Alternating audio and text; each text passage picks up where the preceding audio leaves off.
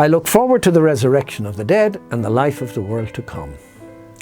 When we say we look forward to the resurrection of the dead, there is no soaring up into a heaven of pure spirituality, all angels and clouds and harps. The resurrection of the dead means resurrection of body and soul. A risen body and a risen soul, but a real body and a real soul nonetheless. As for the nature of this risen state, all we really have is a set of indications. We know that it must involve becoming more ourselves, not less. What that means, we really don't know. The joys of the next world are reincarnate joys, not bodiless and bloodless ones. They are the scent of a rose, or the smell of newly baked bread just out of the oven.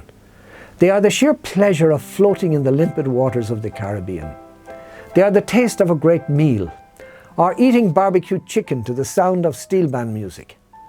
These bodily pleasures are shadows of the joys to come. We are not just a body with the soul inside, like a ghost in a machine. And we are not just a soul burdened with the dead weight of a physical body. Nobody has a body. Nobody has a soul. We are both body and soul. The real problem with being both body and soul comes when we lose one of the two. Who or what is left? John Brown's body lies a-moulding in his grave. His soul goes marching on.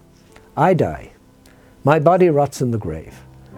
So what arrives up at the pearly gates is not me, not the whole me, but only a disembodied spirit. The first thing I will say to St. Peter is, where is the rest of me? In heaven, I am not all there because man is not only a soul. It is through the body that all our sensations comes and all our experience, all our knowledge. It is through the body and not the soul alone that we encounter other people. I can believe in the abstract joys of heaven, the bliss, the rejoicing and freedom from suffering, but I can't call this living, not when half of me isn't there. A heaven of disembodied spirits cannot be our final home, because disembodied spirits is not what we are.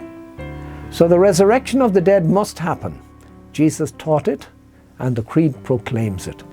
As to how it happens and what the resurrected body is like, even clever and holy people don't know. St. Paul himself could not say it clearly. Not being able to describe a resurrected body is not a failure. In every science, there are truths that cannot be specified or pinned down, but only pointed at. The truths we can grasp are only shadows, but they are truthful shadows with reality behind them. To us Christians, everything we do matters. Whatever I do now at this moment changes what I am, even if it does so in a very tiny way. Doing it means that I will be in a state of having done it, not just until I die, but forever. All our acts are definitive and irreversible.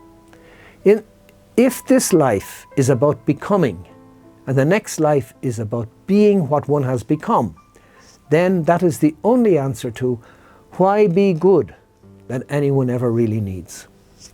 I recommend the contemplation of immortality to you as an exercise worth doing. I can't tell you how to do it. After all, I'm not in a position to say anything factual about the next world. Nobody is. Even the book of the Apocalypse deals in visions rather than descriptions. The next world will be a surprise. We can't imagine it in advance. But once it has happened, it will all fit in. Looking back, it will be impossible to imagine that things could have turned out any other way. Until then, I hope that the time you spent listening to these talks has not been wasted. The time I spent preparing them certainly wasn't. I want to thank Good News Catholic Communications for recording and editing them. These talks were based on thoughts that came from the book The Creed in Slow Motion by Martin Koscianski. I want to say a very, very special thank you to Mr. Koscianski and his publishers for permission to use the book, and especially to Martin for his kind and encouraging words. I strongly recommend that you buy the book for yourself and read it. God bless you.